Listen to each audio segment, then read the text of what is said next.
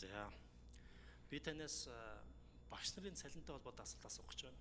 Гэхдээ яг одоо хэдээр нэмхийн ямар боломжтой тэр тухай биш. Ер нь зүгээр иймэрхүү асуудлыг яаж шийдэж байх вэ гэдэг дээр зарчмын байр суурь, ер нь бодлогын шийдэл яаж хийх талаар асуух гэж байгаамаа. Зүгээр яг манай үе үеийн засгийн газрууд нам харгалзахгүйгээр дандаа алдаа хийж ирсэн нь бодлого гэд бүх хүслийнхаа жагсаалтыг баталчаад асуудлаа эренбэлэхгүйгээр төсвөө тухайн үеийнхаа байдлаас хараад зоочдөг. Эцсийн дүндээ яг эренбийн дээгүр хийгдэж байгаа ажил хоцордсон байдаг. Одоо энэ бол яг багш эмчийн цалинтай холбоотой асуудал. Энийний цаана жагсахгүй байгаа ч гэсэндээ бас яг дараагийн ээлжинд цалин нэмүүлэхийг хүлээж байгаа тийм олонлогуд байгаа. Тэгээ яг жагсан нь нэмүүлдэг, эсвэл тухайн үед чанга дуурсан нэмүүлдэг. Энэ бол бодлого биш. Тухайн үеийн асуудалд чирэгдэж байгаа гал унтрааж байгаа явдал болчиход байгаа юм а. Тийм болохоор зүгээр чааштай яг энийг жагсан үед нь биш, дойлон болгож биш, нэлээд урт хугацаагаар зөвхөн эх жилийн асуудал биш, эх 3-5 жилийн хугацаанд асуудлаа эренбэлж байгаад үнэхээр чухал гэж үзэж байгаа бол багшийн ч юм уу, эмчийн ч юм уу, төрийн албан агчийн ч юм уу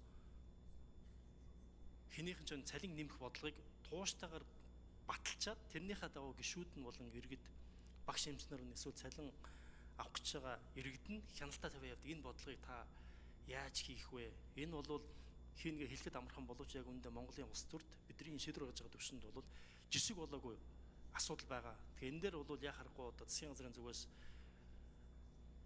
дөрвтойхон шиг урт хугацааны, дунд хугацааны тоотоо дүнтэй тийм шийдвэр, бодлогын шийдвэр гаргах юм бол их хурлын зүгээс ч гэсэн их хянаад явах боломж байна. Энэ дээр та ямар өөрчлөлт хийх гэж байна вэ?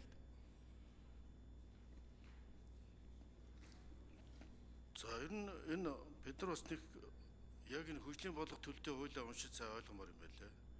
Ялангуяа одоо төсөв эдийн засгийн чиглэлээр ажиллаж байгаа гишүүн таавал энийг бас барьдаг хэрэгжүүлдэг байхгүй бол нэг юм бодлогын зөрүү гарчаад их хурл дээр ч гэсэн хилцүүлгийн дараа алдагдчихад байна. Бид үндсэн хуулийн хөгжлийн бодлого доктортой байна гэж 2019 онд оржуулалт оруулаад үүний дагуу хөгжлийн бодлого төлөлтөө хуулийг баталсан юм.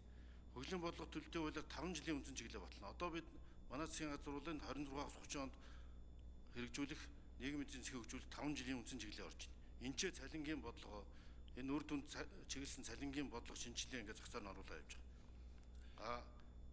Энэ дээр үндэслээд жилийн төлөвлөгөө баталдаг. Улсын их хурл. Жилийн төлөвлөгөөн дээр ирэмбэ тогтоодог байхгүй юу? Наад яриад байгаа хөрөнгө оруулалт, урсгал зардал, багш эмчнэрийн энийг өхрөлөөр тогтоож байгаа. Гэтэл энэ 4 сард баталсан 4-5 сард баталсан байгаа жилийн төлөвлөгөөнд чинь энэ асуудлууд тусаагүй байхгүй.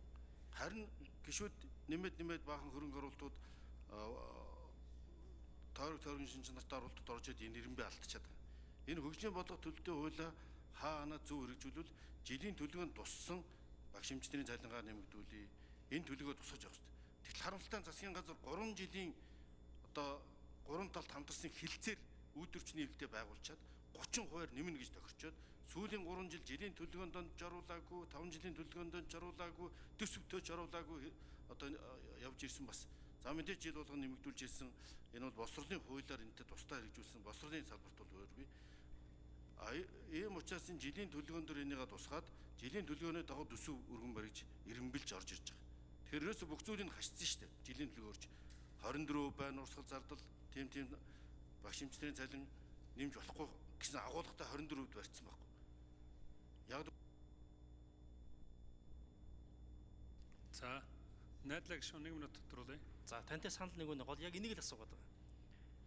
Асуудлаа эренблээгүй байжгаад засаг нь өөрөө төсвөө өргөн барьж байгаа, бодлогоо дэвшүүлж байгаа газар нь тэрийг хайчаад эргээс үлдэн жагсахаараа асуудал тулдаг ерөөсө болохгүй болчиход байгаа юм. Тийм болохоор их хурл гэхээс илүү засгийн газрын зүгээс энэ дээр яг тэр төлөвлөгөө гаргахдаа төсвөө зоохдоо дойлон болохгүйгээр нэмээд байх юм бол үнийн өсвөл инфляцийн ч гэсэн дэлгэц зүв байгаа юм аа. Тэгэхээр энэ дээр л яг үндэ бол нэгэнт бооцсон зангидсан төсөв дээр одоо ярихаар төр хугацааны гал унтрах болж байгаа. Тэрийг бол та сайн мэдж байгаа. Зөвхөн таныг би юу хүсэж байна гэхээр дараагийн удаа яг энэ дээр яг засгийн газар таны яг сая хэлснээр төлөвлөгөөндөө оруулж агаад тодорхой дүнтэй дойлон болохгүй энэ хүндээ батлаа тэрийг хянаад явчих юм бол үр дүнтэй юм байлаа. Тэгээ зөвхөн эмч багш нарын хувьд цаашдаа бас бусад салбарын цалингууд бас асуудал байгаа юм аа. За дараагийн асуултыг дараагаа яах вэ? Дахиад нэг асуулт байгаа. Тусдаа аав тий.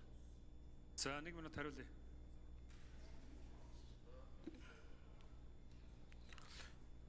Ер нь бас энэ төсвийн цагалбаруудаа зөв болгохгүй бол төсвийг 9 сарын 1-нд өргөн барьдаг болчихсон.